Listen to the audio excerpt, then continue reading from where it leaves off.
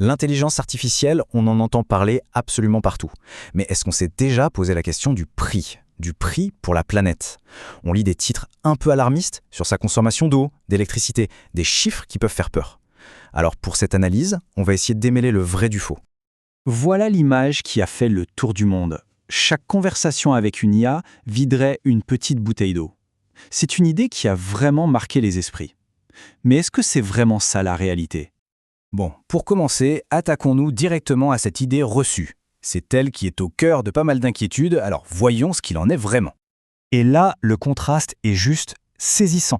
Non, une requête ne consomme pas un demi-litre d'eau. En réalité, on est beaucoup plus proche des 5 millilitres. C'est 100 fois moins que le mythe. On n'est pas du tout sur la même échelle. Alors d'où vient cette erreur de calcul? En fait, tout part d'une étude de 2023, mais qui portait sur un ancien modèle, GPT-3. Et surtout, il y a eu une grosse confusion. Les chercheurs ont calculé la consommation pour générer des dizaines de pages de texte. Un gros travail d'écriture, quoi. Et ce chiffre a été repris à tort, comme si c'était le coût d'une simple petite question.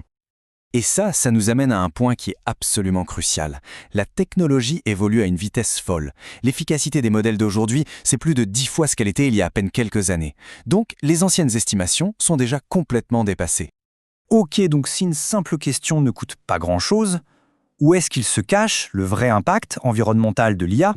Eh bien, la réponse, elle est dans la toute première phase, la création même de ces modèles.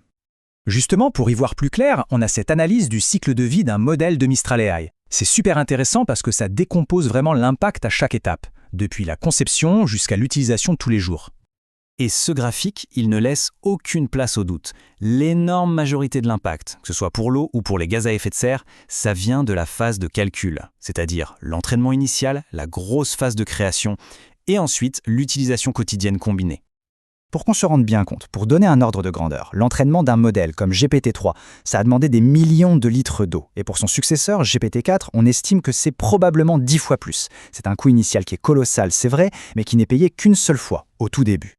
Bon, maintenant qu'on a une idée claire pour le texte, on va aborder le prochain gros morceau. Parce que si le texte est finalement assez sobre, les choses changent mais alors radicalement quand on passe à la génération d'images et surtout de vidéos. Alors partons de notre point de référence, l'énergie pour une simple requête texte. C'est minuscule, 0,3 Wh. Maintenant, on passe à la génération d'une seule image en haute définition et hop, on grimpe déjà à 10 watts. Et là, attention, pour générer seulement 30 petites secondes de vidéo, la consommation explose littéralement. On passe à 500-600 watts. Ce tableau, il résume parfaitement cette escalade. C'est assez fou. Générer une image, ça équivaut à poser une trentaine de questions. Mais alors générer 30 secondes de vidéo, c'est comme si on posait plus de 18 000 questions d'un coup.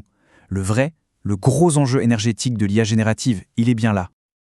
Ok, ces chiffres sont énormes, c'est clair. Mais pour vraiment comprendre ce qu'ils représentent, il faut prendre un peu de recul. On va comparer l'empreinte de l'IA à d'autres activités de notre quotidien, qu'elles soient numériques ou physiques. Cette infographie, elle est parfaite pour ça. Elle remet bien les choses en perspective. L'énergie d'une requête IA, c'est une toute petite fraction de ce qu'il faut pour faire bouillir de l'eau dans une bouilloire et encore moins pour regarder la télé. Concrètement, l'impact de l'IA textuelle sur une facture d'électricité, c'est vraiment marginal.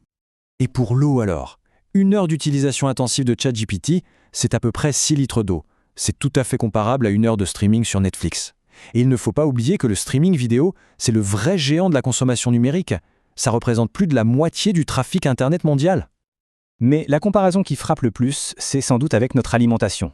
Pour atteindre l'empreinte en eau d'un seul et unique hamburger, il faudrait poser près d'un demi-million de questions à une IA. Ça montre bien où se situent les vrais impacts massifs sur nos ressources en eau. Alors, la question qu'on peut se poser, c'est est-ce qu'on doit culpabiliser de notre usage personnel de l'IA pour le climat? Ce graphique montre que non, pas vraiment. L'impact est minime. Décider de ne pas poser 50 000 questions à une IA, ça a un effet proche de zéro comparé à des choix de vie bien plus structurants, comme éviter un seul vol long courrier. Alors, que faire? L'idée, ce n'est pas de diaboliser l'IA, bien sûr. C'est plutôt de réfléchir à comment la développer de manière plus responsable. Voyons un peu où sont les vrais leviers d'action. En fait, la responsabilité est partagée. D'un côté, il y a l'industrie qui a les leviers les plus puissants, bien choisir ou construire les data centers et bien sûr créer des modèles plus petits, plus efficaces. Et de l'autre côté, nous, les utilisateurs, on a aussi un rôle à jouer. On peut adopter de bonnes pratiques, comme poser des questions très précises pour avoir des réponses courtes ou utiliser des modèles plus légers pour des tâches simples. Finalement, ce qu'on voit, c'est que si l'usage individuel de l'IA textuelle reste assez sobre, c'est la croissance exponentielle du secteur et surtout de la vidéo qui demande une vraie vigilance. Le défi, ce n'est pas de freiner le progrès, mais de le guider, de l'orienter. La vraie question, c'est comment est-ce qu'on construit une IA qui ne soit pas seulement intelligente, mais qui soit aussi sage? C'est une question à laquelle on va devoir répondre tous ensemble.